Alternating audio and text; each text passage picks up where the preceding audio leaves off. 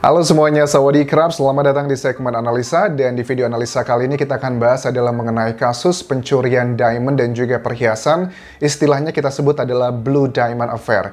Ini terjadi di tahun 1990 di mana seorang warga negara Thailand bernama Kriang Kraitachemong itu melakukan pencurian di tempat kerjanya di tempat kediaman Istana Pangeran Faisal bin Fat Al Saud ya.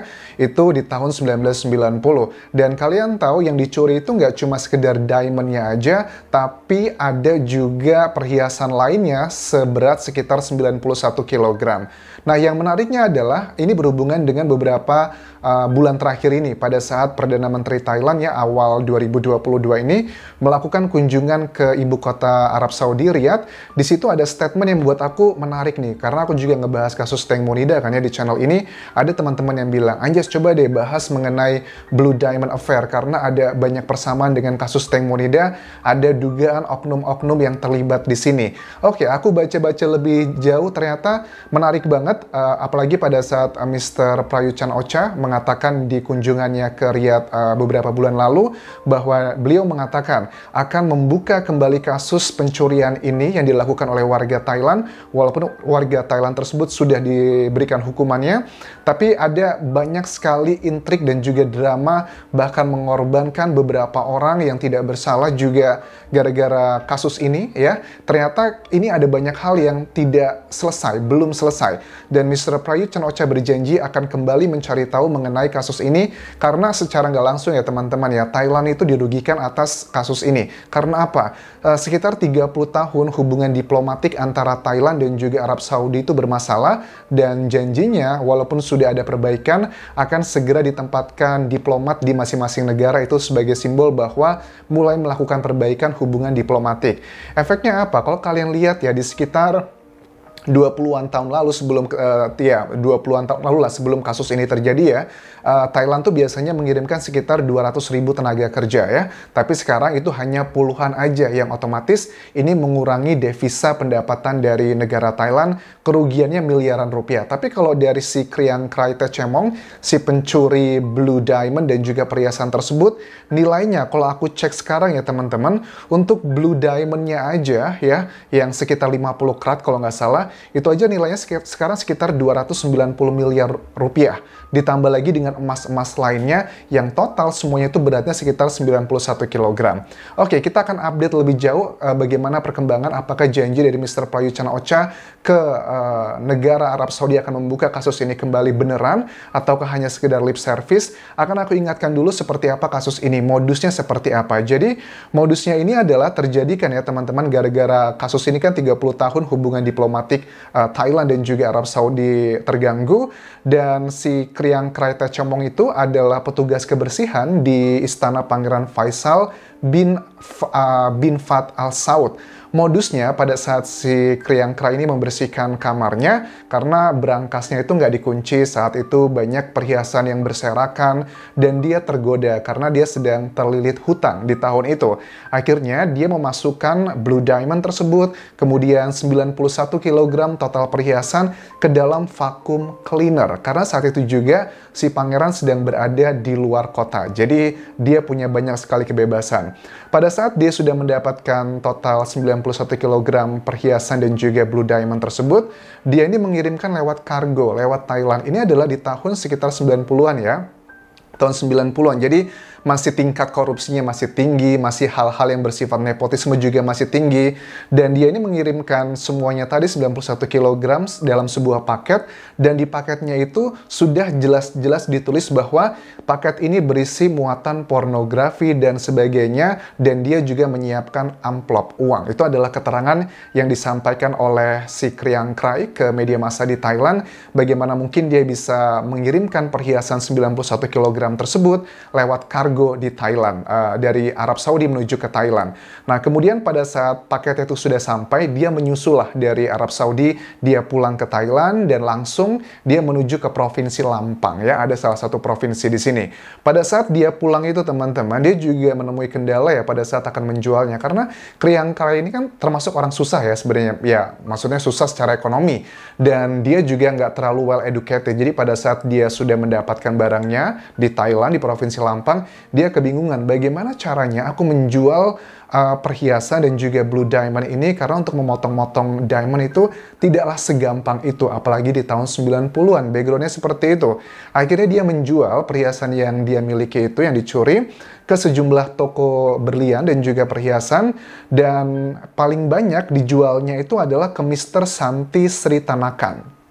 Nah, Mr. Santi Sri Tanakan ini juga mengambil advantages, keuntungan dari si Kriangkrai ini karena dia nggak well educated. Dibelilah itu perhiasan dan juga blue diamond dengan harga yang sangat murah pada saat dia ditangkap polisi di tahun 1990, karena untuk pencurian seperti ini kerajaan pasti akan sangat mudah sekali mendeteksi siapakah pelakunya. Jadi nggak dalam waktu setahun si Kriangkrai sudah ditangkap polisi, dan dia tahu kalau seandainya dia dieksekusinya di Arab Saudi, pasti dia akan langsung dihukum mati ya. Tapi karena dia dieksekusinya di Thailand, dia nggak dibawa ke sana karena saat itu belum ada perjanjian, tahun 90-an juga, itu dia dikenai hukuman kalau nggak salah hanya di bawah 10 tahun penjara, teman-teman.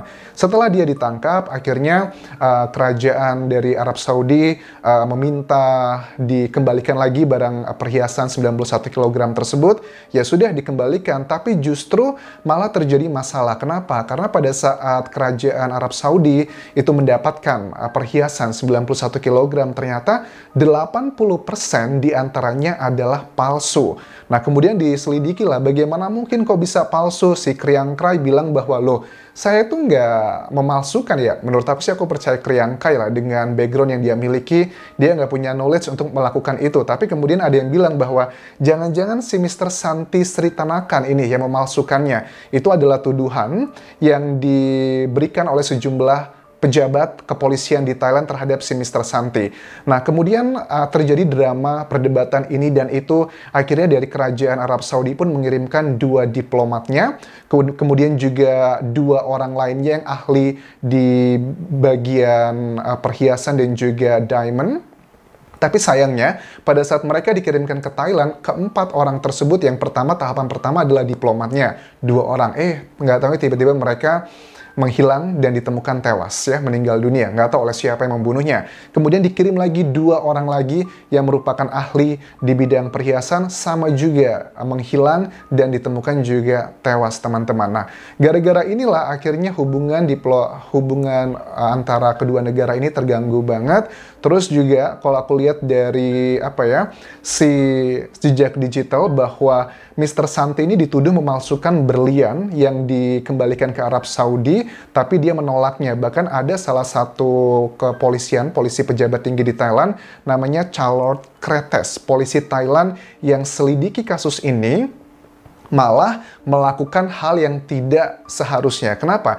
Chalort Kretes sudah terbukti bahwa dia ini adalah bagian dari komplotan orang-orang yang melakukan pemalsuan perhiasan 91 kg tersebut. Artinya, Kriangkrai yang dikatakan dia semuanya adalah benar. Dia tidak melakukan pemalsuan, tapi Chalort Kretes lah merupakan bagian dari orang-orang yang melakukan pemalsuan tersebut. Nah, kemudian Chalort Kretes ini juga diketahui dia ini memeras keluarganya si Santi ya, orang yang penadah lah dalam tanda kutip, yang membeli sebagian besar hasil curian dari Kriangkrai tersebut.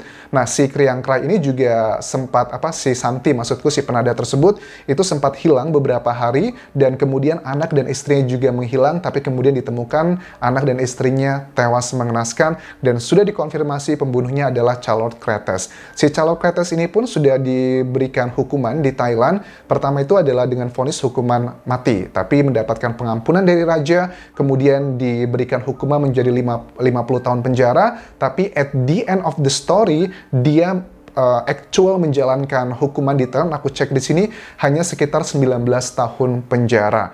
Ini luar biasa sih bagi aku, dari hukuman mati menjadi 19 tahun penjara. Nah, kemudian gimana dong Anjas dengan 91 kg perhiasan tersebut? Ya, 20%-nya yang asli sudah di kerajaan, tapi sisanya itu sampai sekarang masih belum ditemukan di mana. Bahkan aku nggak berani memunculkan foto-foto yang dugaannya adalah sejumlah pejabat, istri-istri pejabat di Thailand yang memakai perhiasan perhiasan yang mirip dengan blue diamond yang dicuri itu juga, karena kan kalau nggak salah 50 karat itu gede banget ya teman-teman, karena dugaannya sekarang adalah bahwa blue diamond tersebut sudah dipotong-potong dan dipakai oleh sejumlah istri-istri pejabat di Thailand. Itu masih menjadi dugaan, karena aku tinggal di Thailand, aku terbentur dengan beberapa aturan, makanya tidak bisa aku tunjukkan foto-fotonya. Nah, kemudian kalau aku melihat perkembangan sekarang dengan Mr. Prayut Chan-o-cha pada saat melakukan kunjungan ke Riyadh di awal tahun 2022 ini, masyarakat Thailand pun ada yang pro dan kontra, teman-teman.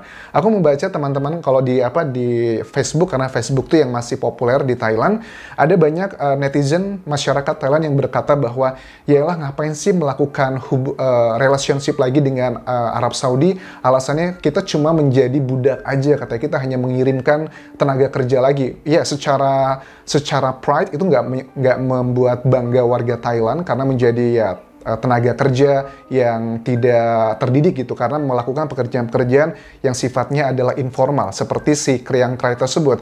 Tapi di sisi lain secara ekonomi pada saat di 30 tahun lalu Thailand itu kan penduduknya hanya sekitar 70-an juta orang ya sekarang, tapi kalau dulu berarti baru 50-an juta orang. 200.000 itu cukup banyak teman-teman pendapatan devisa negara dari Arab Saudi untuk Thailand, dan sekarang hilang semuanya. Secara ekonomi yang paling banyak dirugikan adalah Thailand. Tapi juga kita nggak bisa menutup mata, kedua negara ini, kalau menurut diplomat dari Arab Saudi mengatakan kedua negara ini adalah sama-sama pentingnya, tapi kita nggak bisa membiarkan kasus pencurian ini menghilang begitu aja. Makanya aku nggak tahu apakah pernyataan dari Mr. Prayut Chan-o-cha ini akan menjadi sebuah kenyataan, kasus ini dibuka kembali, ataukah hanya sekedar lip service aja. Tapi kalau menurut aku, pada saat si Mr. Prayut Chan-o-cha datang ke Riyadh Arab Saudi, aku yakin beliau sudah membuat draft dan juga hal-hal yang bisa membuat kasus ini kembali dibuka, dan itu adalah janjinya untuk di pemerintahan Arab Saudi. Kita lihat nanti seperti apa, dan sampai sekarang 80% blue diamond dan juga perhiasan-perhiasan lainnya itu masih belum dikembalikan ke Arab Saudi sampai sekarang, dan dugaannya adalah yang menikmati itu adalah oknum-oknum di pejabat-pejabat tinggi kepolisian di Thailand. Ini berhubungan dengan kasus Teng Munida, katanya kasus kepolisian di Thailand tuh diduganya termasuk yang cukup korup. Well, aku nggak bisa ngomong seperti itu, kita harus melihat data-data itu adalah dugaan-dugaan yang tersebar di media massa. Oke, aku rasa itu aja yang bisa aku bahas untuk video kali ini. Terima kasih sudah menonton, sampai ketemu lagi di video berikutnya. Kapun kerap.